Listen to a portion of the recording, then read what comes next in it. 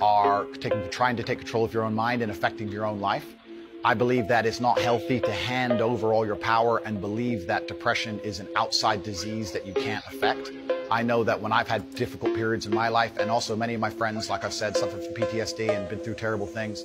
I've lived a very difficult life, and I know people who have, that the things that made them feel better is when they woke up and said, you know what, I'm not going to allow this to damage me anymore. I'm going to take responsibility. I'm going to get up and I'm going to fight this as hard as I can. Right, and by the way, on that, I agree. So we agree. Right? My favourite speech is the Rocky Balboa one. Okay, so then we agree. No, we didn't. Here's where we don't agree.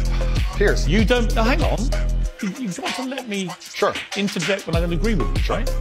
Where I don't agree with you is that there's no such thing as clinical depression. There absolutely is. Well, it's a proven scientific medical reality. There's a different argument about have we gone a bit too soft, right? In schools and all the rest of it. Absolutely. Do I think some people moan and whine too much about their lot in life? Definitely. Okay. Are we a victimhood society? 100%. Okay. Is there such a thing as clinical depression? Absolutely. So and my argument is that if you actually bracket everybody who's not clinically depressed and doesn't have the genuine medical condition, then actually if millions of people are deemed to have depression, the ones who really need the help don't get it. Well, that's my point. Well, that I would agree with. You're right. I think it's certainly an overused term. But you don't accept there is such a thing as clinical depression. No, I don't. And that to me is a damaging view. Okay. Well, let me explain why.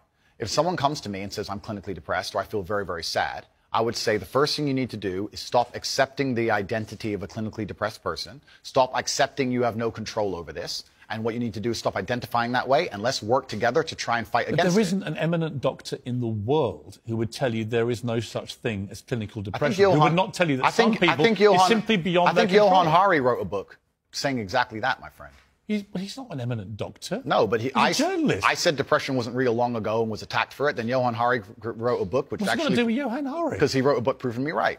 Most people... Johann Hari's a journalist. Sure. And my point is that a lot of people who are clinically depressed are suffering with something in their life, and if you fix the problem in their life, perhaps they won't feel depressed anymore. That's not a disease. Yeah, but Andrew... That's situational. Andrew, you're simply wrong. If that's what you believe, Piers...